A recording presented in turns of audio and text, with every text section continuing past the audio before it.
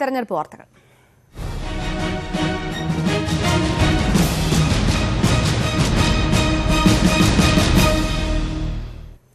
ബംഗാളിൽ കോൺഗ്രസുമായി നീക്കുപോക്കിന് സിപിഎം കേന്ദ്ര കമ്മിറ്റിയുടെ അനുമതി.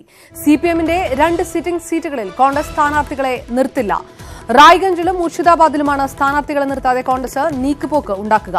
നീക്കുപോക്കിന് തയ്യാറെന്ന് കോൺഗ്രസ് സിപിഎമ്മിനെ അറിയിച്ചതായാണ് സൂചന. വിവരങ്ങളുമായി ദില്ലിയിൽ നിന്ന് എം ഉണ്ണികൃഷ്ണൻ ചേർന്നു. ഉണ്ണി, തെരഞ്ഞെടുപ്പ് സഖ്യമല്ല, മറിച്ച് തെരഞ്ഞെടുപ്പ് ധാരണ. കുറച്ച് സീറ്റുകളിൽ ഏത് രീതിയിലുള്ള ധാരണയാണ് ബംഗാളിൽ സിപിഎമ്മും കോൺഗ്രസുമായി ഇപ്പോൾ തീരുമാനത്തിലായിരിക്കുന്നതും? ഏതെല്ലാം സീറ്റുകളിൽ? ബംഗാളിൽ സിപിഎമ്മും കോൺഗ്രസും തിരഞ്ഞെടുപ്പിനായി നീക്കുപോക്കാണ് ഉണ്ടാക്കുന്നത്. ധാരണയോ സഖ്യമോ അല്ല എന്നാണ് നേതാക്കൾ അതിനെ വിശദീകരിക്കുന്നത്. നീക്കുപോക്ക് ഉണ്ടാക്കുന്നതിൽ തന്നെ വലിയ തരത്തിലുള്ള ആശയക്കുഴപ്പങ്ങളും സീറ്റ് വിഭജനത്തിലെ കീറാമുട്ടിയും ഉണ്ടായിരുന്നു. അതുകൊണ്ട് ഈ തീരുമാനത്തിലേക്ക് എത്തുന്നു എന്നത് സംബന്ധിച്ചുള്ള അവ്യക്തതകൾ നിലനിൽക്കുകയാണ്. സിപിഎമ്മിന്റെ കേന്ദ്ര കമ്മിറ്റി നീക്കുപോക്കിന് അനുമതി നൽകിയിരിക്കുന്നത്. ഏതാണ്ട് 7 സീറ്റുകളിലാണ് നീക്കുപോക്ക് ഉണ്ടാവുക. കോൺഗ്രസിന്റെ സിറ്റിംഗ് സീറ്റുകളിൽ സിപിഎമ്മും മറ്റു 8 പാർട്ടികളും സ്ഥാനാർത്ഥികളെ നിർത്താതിരിക്കുക. ഒപ്പം സിപിഎമ്മിന്റെ 2 സിറ്റിംഗ് സീറ്റുകളിൽ കോൺഗ്രസ് സ്ഥാനാർത്ഥികളെ നിർത്താതിരിക്കുക. ഇതാണ് ഈ നീക്കുപോക്കിന്റെ അടിസ്ഥാനം. നിലവിൽ റായ്ഗഞ്ചും മുർഷിദാബാദുമാണ് സിപിഎമ്മിന്റെ 2 സിറ്റിംഗ് സീറ്റുകൾ. റായ്ഗഞ്ച് സിപിഎമ്മിന്റെ PB അംഗം മുഹമ്മദ് സലീം മത്സരിച്ച് ജയിച്ച മണ്ഡലമാണ്. ഇവിടെ പ്രിയരഞ്ജിനാഥ് മുൻഷിയുടെ ഭാര്യ മത്സരിക്കാനുള്ള സാധ്യത വളരെ അധികമായിരുന്നു. കോൺഗ്രസ് രീതിയിൽ സീറ്റ് വിട്ടു നൽകാൻ തയ്യാറായിരുന്നില്ല. എന്നാൽ ഏറ്റവും ഒടുവിൽ സീതാറാം യെച്ചൂരിയും രാഹുൽ ഗാന്ധിയും അടക്കം നടത്തിയ ചർച്ചയുടെ തുടർന്നാണ് ഇന്നൊരു ധാരണയിലേക്ക് എത്താനുള്ള തീരുമാനമായിരിക്കുന്നത്. കോൺഗ്രസ് മത്സരിച്ച് വിജയിച്ച 4 സീറ്റുകളിൽ സിപിഎമ്മോ ഫോർവേഡ് ബ്ലോക്കോ RSPയോ CPIയോ അടക്കമുള്ള പാർട്ടികളും സ്ഥാനാർത്ഥികളെ നിർത്തില്ല. ഈ രീതിയിലുള്ള ഒരു ധാരണയ്ക്കാണ് തീരുമാനമായിരിക്കുന്നത്. അടുത്ത ദിവസം ബംഗാളിൽ ചേരുന്ന സിപിഎമ്മിന്റെ നേതൃയോഗങ്ങളിൽ ഇത് സംബന്ധിച്ച് കൃത്യമായ സീറ്റുകളും മറ്റു ധാരണകളൊക്കെ ചർച്ച ചെയ്ത് അതിൽ അന്തിമ തീരുമാനമാകാൻ സാധ്യതയുണ്ട്. ജപ്തി നടപടികൾ നിർത്തിവെക്കാൻ സഹകരണ ബാങ്കുകൾക്ക് സർക്കാർ നിർദ്ദേശം. കർഷക ആത്മഹത്യകൾ തുടരുന്ന സാഹചര്യത്തിൽ വിഷയം ചർച്ച ചെയ്യാൻ മറ്റന്നാൾ മുഖ്യമന്ത്രിയുടെ അധ്യക്ഷതയിൽ സംസ്ഥാനതല ബാങ്കേഴ്സ് സമിതി യോഗം ചേരും. നാളെ ചേരുന്ന മന്ത്രിസഭാ യോഗവും ഇക്കാര്യം ചർച്ച ചെയ്യും. കർഷക ആത്മഹത്യ വർദ്ധിക്കുന്ന സാഹചര്യത്തിലാണ് സർക്കാരിന്റെ ഇടപെടൽ. ജപ്തി നടപടികൾ നിർത്തിവെക്കാൻ സഹകരണ ബാങ്കുകൾക്ക് മന്ത്രി കടകംപള്ളി സുരേന്ദ്രൻ നിർദ്ദേശം നൽകി. ഈ മാസം 12-ന് റിസർവ് ബാങ്കും നബാർഡുമായും സഹകരണ മന്ത്രിയും ചീഫ് സെക്രട്ടറിയും ചർച്ച നടത്തും. ഇതെല്ലാം തന്നെ നിർത്തിവെക്കാനായിട്ടുള്ള നിർദ്ദേശം കൊടുത്തിട്ടുണ്ട്. കൃഷിക്കാരന്റെ വായ്പയുമായിട്ട് ബന്ധപ്പെട്ട് കൂടുതൽ നടപടികളിലേക്ക് സംസ്ഥാനത്തെ സഹകരണ ബാങ്കുകൾ നീങ്ങില്ല. കാർഷിക വായ്പ എടുത്തവർ മാത്രമല്ല, മറ്റു വായ്പകൾ എടുത്ത കർഷകരും കടക്കണിയിൽ കുടുങ്ങിയെന്നാണ് സർക്കാർ വിലയിരുത്തൽ. ബാങ്കുകളുടെ നോട്ടീസ് കിട്ടുമ്പോഴേക്കും ദയവായി കർഷകർ ഭയവിഹ്വലരാവേണ്ട കാര്യമില്ല. സംസ്ഥാന ഗവൺമെന്റിന്റെ നേതൃത്വത്തിൽ അതിന് പരിഹാരം ഉണ്ടാക്കുന്നതിന് വേണ്ടിയുള്ള നടപടി എടുത്തുകൊണ്ടിരിക്കുകയാണ്. പ്രളയത്തെ തുടർന്ന് കാർഷിക വായ്പകൾക്ക് നേരത്തെ 1 വർഷത്തെ മൊറട്ടോറിയം ബാങ്കുകൾ പ്രഖ്യാപിച്ചിരുന്നു. ഈ ഇളവ് കർഷകരുടെ എല്ലാ വായ്പകൾക്കും വേണമെന്നാണ് ആവശ്യം. ന്യൂസ് 18 തിരുവനന്തപുരം. ജപ്തി നടപടികൾ നിർത്തിവെക്കാനുള്ള സർക്കാർ നിർദ്ദേശത്തിനിടെ വീണ്ടും നോട്ടീസുകൾ അയച്ച് സഹകരണ ബാങ്കുകൾ. കോഴിക്കോട് ജില്ലാ സഹകരണ ബാങ്ക് ഇന്ന് മാത്രം 6 പേരുടെ സ്വത്ത് ജപ്തി ചെയ്യാൻ സർഫാസി നിയമപ്രകാരം നോട്ടീസ് പരസ്യപ്പെടുത്തി. കാർഷിക പ്രതിസന്ധി തടയാൻ സർക്കാർ നടപടി തുടരുന്നതിനിടെയാണ് സർഫേസി നിയമപ്രകാരം ബാങ്കുകൾ ജപ്തി നടപടികളിലേക്ക് കടന്നത്. കോഴിക്കോട് ജില്ലാ സഹകരണ ബാങ്ക് ഇന്നു മാത്രം 6 പേരുടെ ജപ്തി അറിയിച്ച് പത്രപരസ്യം നൽകി. മഹാപ്രളയത്തിന് ശേഷം കേരളത്തിലെ കാർഷിക മേഖല ഭീകരമായ ഒരു പ്രതിസന്ധിയെ നേരിട്ടുകൊണ്ടിരിക്കുന്ന സാഹചര്യത്തിലാണ് കേരളത്തിലെ സർക്കാർ ഉത്തരവ് പോലും ലംഘിച്ചുകൊണ്ട് കേരളത്തിലെ ധനകാര്യ സ്ഥാപനങ്ങൾ ജപ്തി നടപടികളായി മുന്നോട്ട് പോകുന്നത്. 1 മാസത്തിനിടെ സംസ്ഥാനത്ത് 6 കർഷകർ കടക്കണി മൂലം ജീവനൊടുക്കിയിരുന്നു. പ്രളയക്കെടുതിയെ തുടർന്ന് സംസ്ഥാന സർക്കാർ മൊറട്ടോറിയം പ്രഖ്യാപിച്ചെങ്കിലും ഇത് ബാധകമല്ലെന്നാണ് സഹകരണ വകുപ്പിന്റെ നിലപാട്. കിട്ടാക്കടം തിരിച്ചുപിടിക്കാൻ വയനാട്, ഇടുക്കി, കോഴിക്കോട് ജില്ലകളിലാണ് ഏറ്റവും കൂടുതൽ ജപ്തി നോട്ടീസുകൾ നൽകിയിട്ടുള്ളത്. കാർഷിക മേഖല സമാനതകളില്ലാത്ത പ്രതിസന്ധിയെ അഭിമുഖീകരിക്കുന്നതിനിടെയാണ് ബാങ്കുകൾ ജപ്തി നടപടിയിലേക്ക് നീങ്ങിയിരിക്കുന്നത്. സർഫേസി നിയമപ്രകാരം കുടിശ്ശിക വരുത്തിയവരുടെ സ്വത്ത് പിടിച്ചെടുക്കാനാണ് ബാങ്കുകളുടെ തീരുമാനം. S Vinesh Kumar, news 18 Kozhikode. വെന്തുരുകി കേരളം.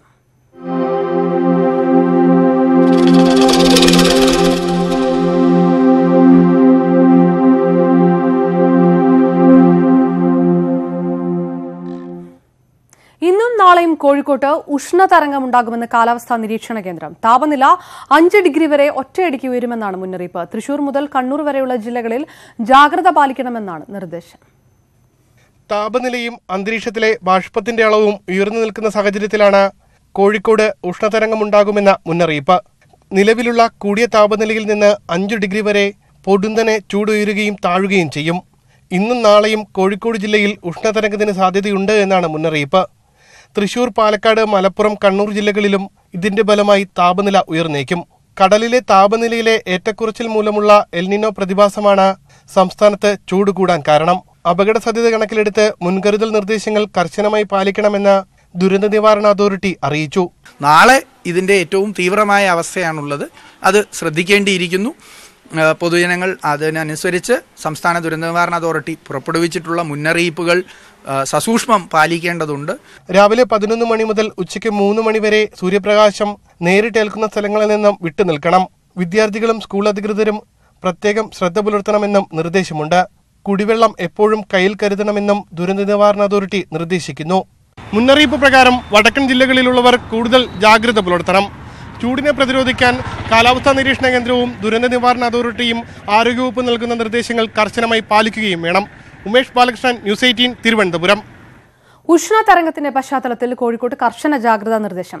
പകൽ 11 മുതൽ 3 വരെ തൊഴിലാളികളെ കൊണ്ട് ജോലി ചെയ്യിക്കരുതെന്ന് കർശന നിർദ്ദേശം നൽകിയതായി ജില്ലാ കളക്ടർ സാംബശിവറാവു അറിയിച്ചു.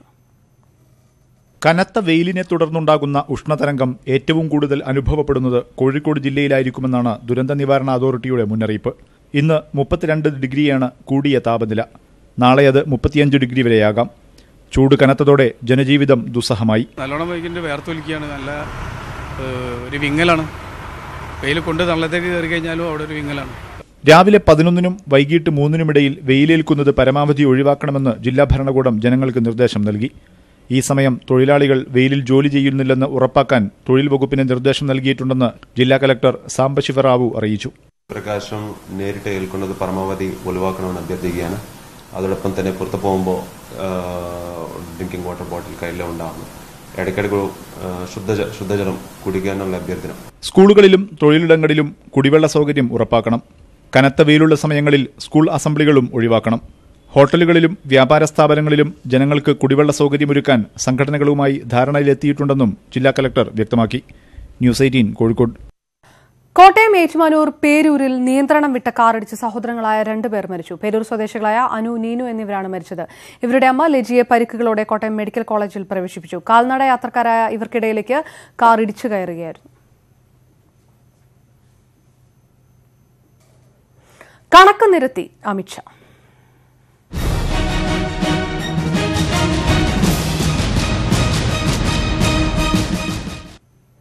ബാലാകോട്ട് ആക്രമണത്തിൽ കൊല്ലപ്പെട്ടവരുടെ എണ്ണത്തെ ചൊല്ലി രാഷ്ട്രീയ വിവാദം. 250 ഭീകരർ കൊല്ലപ്പെട്ടെന്ന് ബിജെപി അധ്യക്ഷൻ അമിത്ഷാ അവകാശപ്പെട്ടു. കൊല്ലപ്പെട്ടവരുടെ എണ്ണം അറിയില്ലെന്നും കണക്ക് വ്യോമസേന എടുക്കാറില്ലെന്നുമായിരുന്നു എയർ ചീഫ് മാർഷൽ BS ധനോവയുടെ പ്രതികരണം. സൈന്യത്തെ തെരഞ്ഞെടുപ്പ് നേട്ടത്തിനായി ബിജെപി ഉപയോഗിക്കുകയാണെന്ന് പ്രതിപക്ഷം കുറ്റപ്പെടുത്തി. ബലാക്കോട്ടിൽ കൊല്ലപ്പെട്ട ഭീകരരുടെ എണ്ണത്തെക്കുറിച്ച് ആദ്യമായാണ് ബിജെപി അധ്യക്ഷന്റെ പ്രതികരണം.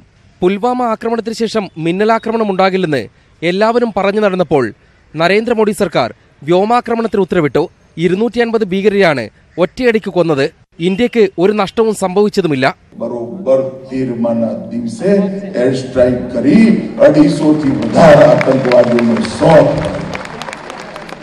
വിംഗ് കമാൻഡർ അഭിനന്ദനെ തിരിച്ചുകൊണ്ടുവന്നത് മോഡിയുടെ ഇച്ഛാശക്തിയാണെന്നും അമിത്ഷാ പറഞ്ഞു. എന്നാൽ കൊല്ലപ്പെട്ടവരുടെ എണ്ണത്തെക്കുറിച്ച് അറിയില്ലെന്നായിരുന്നു വ്യോമസേനാ മേധാവി BS ധനോവയുടെ പ്രതികരണം. Air force is not in a position to clarify that how many people were inside that we don't count human casualties. We count what targets have we hit or not hit. ആക്രമണത്തിൽ ഒരാൾ പോലും മരിച്ചിട്ടില്ലെന്ന അന്താരാഷ്ട്ര മാധ്യമങ്ങളുടെ റിപ്പോർട്ടുകളെ പറ്റി പ്രധാനമന്ത്രി പ്രതികരിക്കണമെന്ന് കോൺഗ്രസ് ആവശ്യപ്പെട്ടു. Is it that the international media is pro-Pakistan? Is the Prime Minister now going to say that the international media by saying this is pro-Pakistan?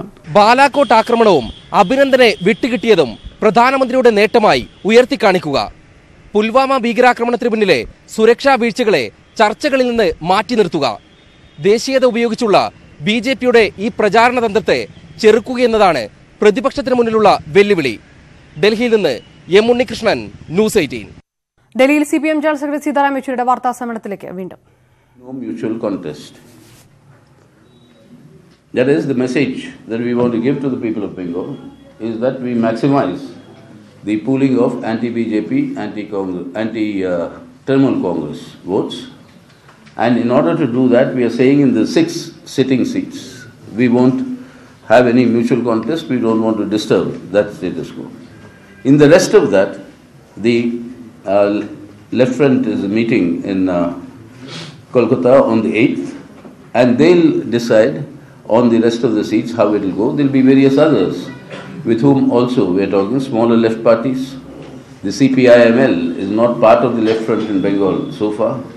So whether with them, there are many other progressive groups that are espousing the interests of the minorities, interests of various other sections in Bengal, plus well-meaning independents who may also be fielded, particularly in northern Bengal, in the hill regions, in those constituencies in Bengal. So that how that will be worked out, that the left front will finalize, and what will be the level of adjustments with whom, how many seats who will contest, all that will be finalized on the 8th. So this is the as far as the electoral tactics are concerned. In all other states, I mean, the issues are more or less settled. In Kerala, the LDF, they'll wait and they'll take their decisions. In Tripura, we are going to contest both the seats. Both the seats will be contested there. Traditionally, what we have been contesting. And likewise, in the other states, as I said, 1 or 2 seats where we, to safeguard our bases, the rest will be defeat the BJP.